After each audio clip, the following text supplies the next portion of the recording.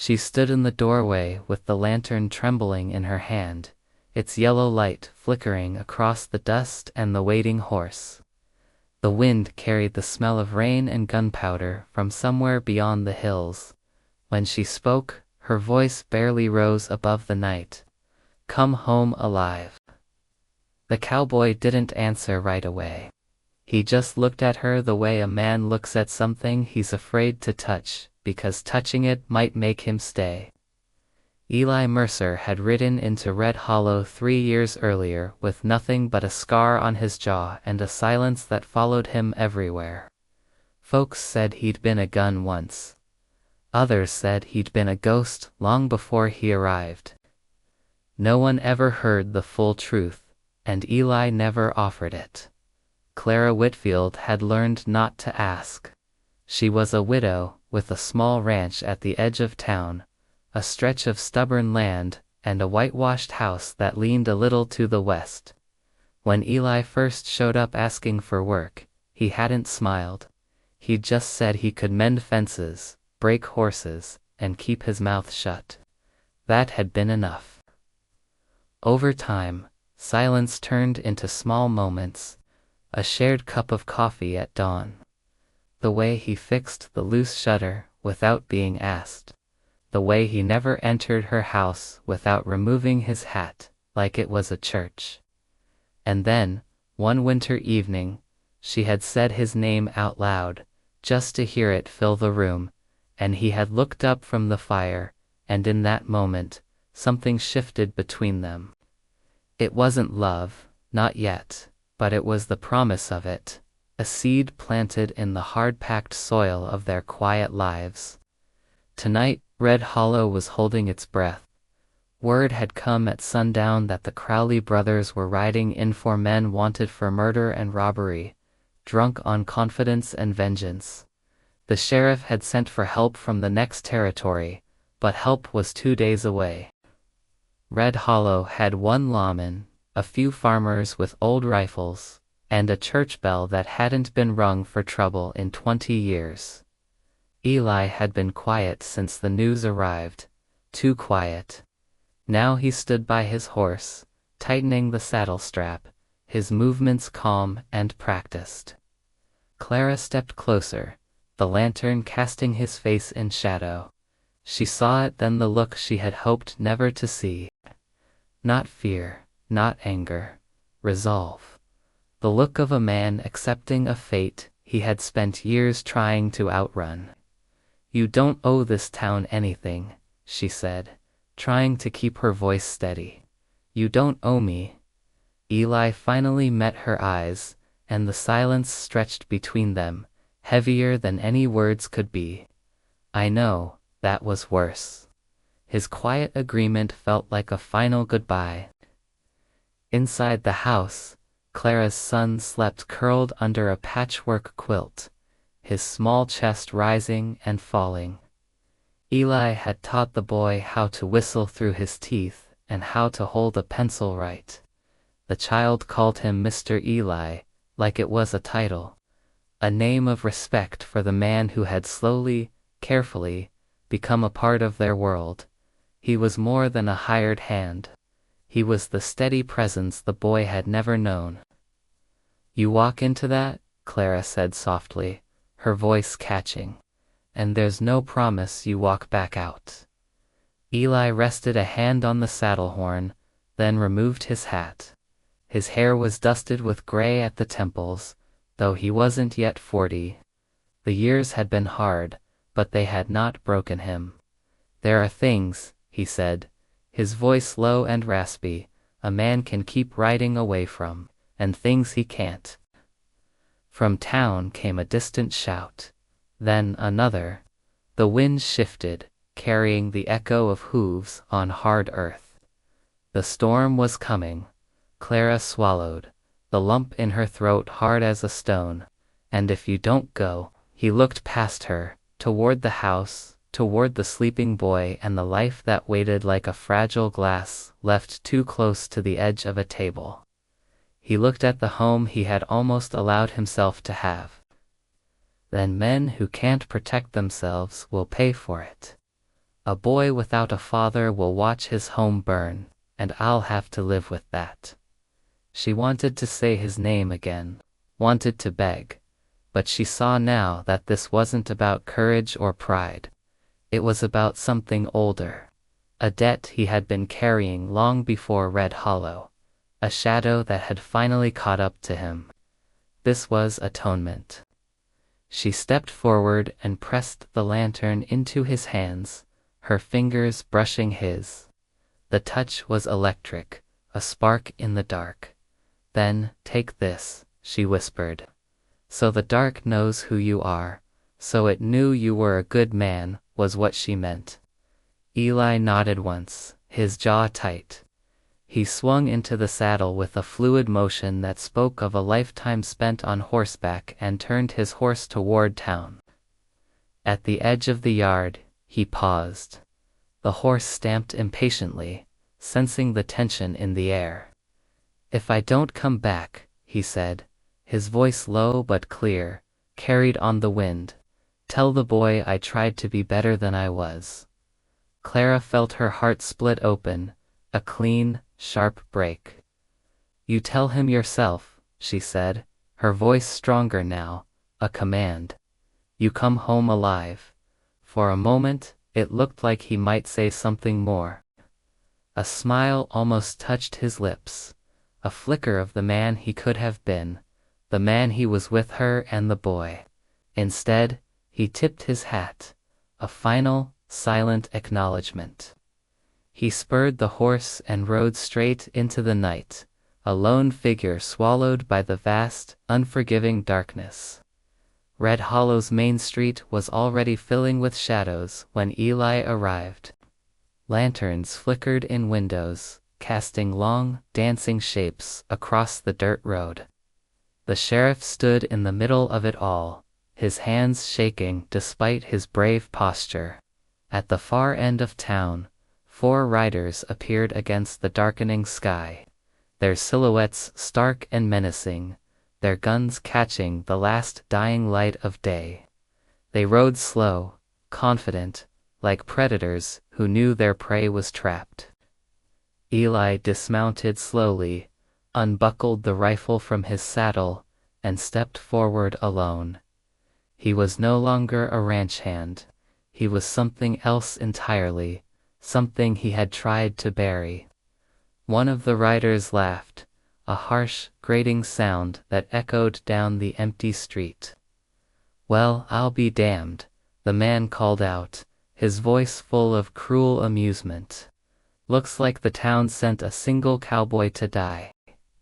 Eli raised his eyes, and as he looked at the man leading the charge, recognition flashed across his face like lightning.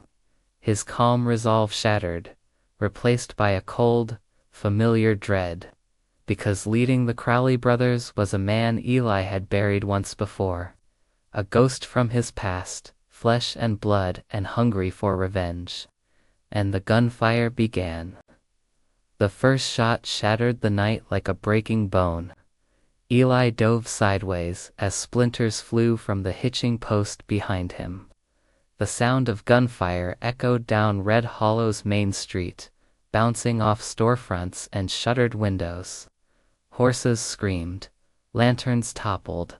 Somewhere, glass exploded. For a moment, the town disappeared into smoke and thunder. Eli rolled, came up on one knee, and fired twice clean, controlled. One of the Crowley brothers slid from his saddle and hit the dirt hard, not moving. The laughter from moments before vanished. "Mercer," a voice shouted through the chaos. "I knew you weren't dead." Eli froze for half a breath. That voice. Caleb Crowley rode forward into the lantern light, his revolver loose in his hand, a crooked smile carved into his face like an old wound. He looked older than Eli remembered, heavier around the eyes, but the cruelty was the same. "You should have stayed buried," Caleb said. "Texas soil suited you fine." The sheriff crouched behind a water trough, staring at Eli with wide eyes. "You know them," he whispered. Eli didn't answer. He fired again, forcing the remaining brothers to scatter for cover. 3 years ago for Red Hollow, before Claire, Eli Mercer had ridden with men like Crowley. Not for money, not for glory, for silence. For the belief that if he kept moving, the ghosts wouldn't catch him. He had been wrong. Gunfire tore through the saloon doors.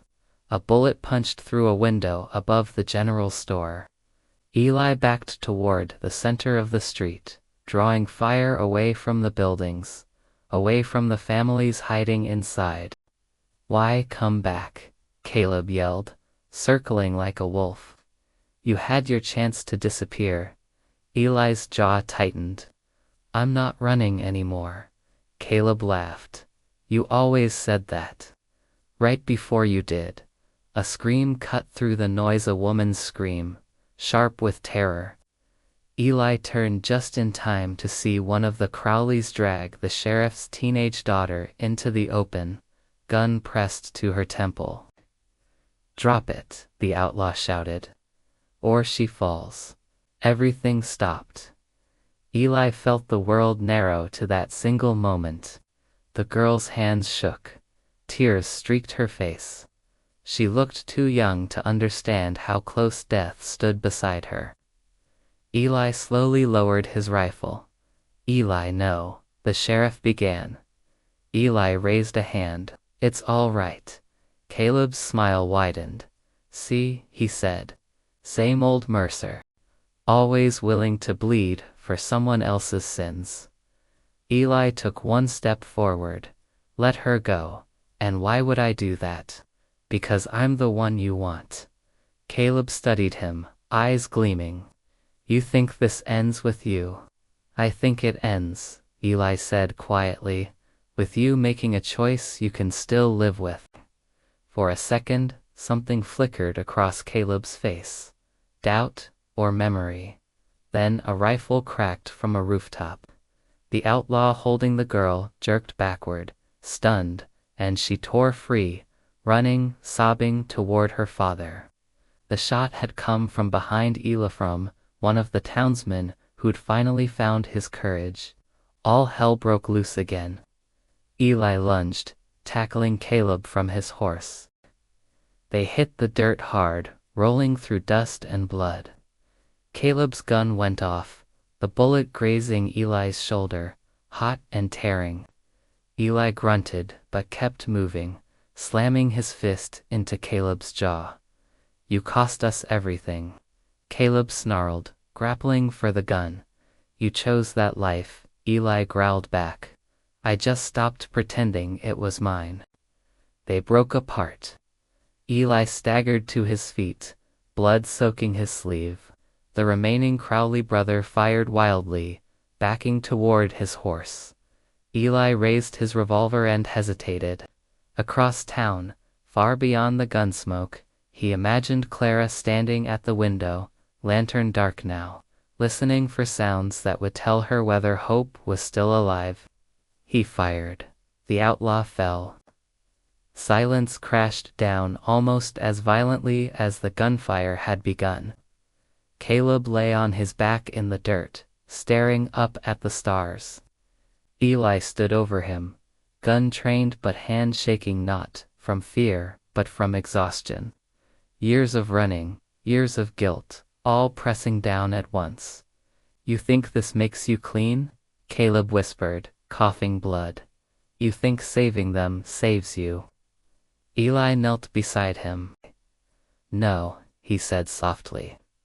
"But it gives them a chance." Caleb's eyes locked onto Eli's. "They'll never stop looking for you." Eli met his gaze, unflinching. "Then I'll stop hiding." Caleb smiled faintly and went still. The sheriff approached, awe and sorrow written across his face. "You saved this town," he said. "You saved my girl." Eli swayed. The world tilted. As he collapsed to one knee, blood pooling beneath him.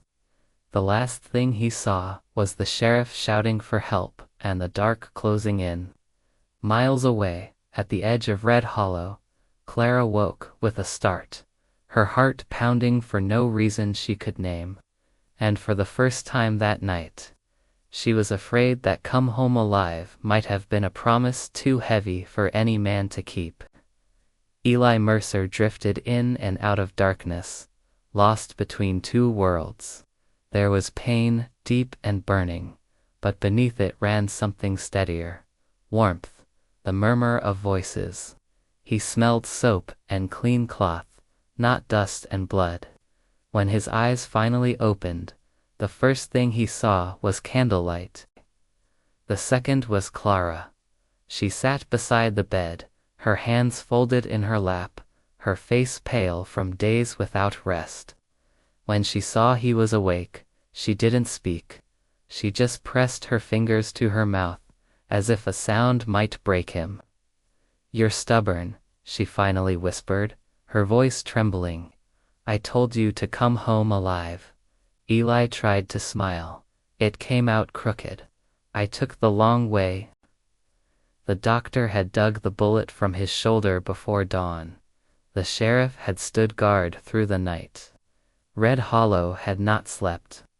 By morning, the word spread fast about the lone cowboy who had stepped into Gunfire, about the outlaw who never rode away again, about Eli Mercer.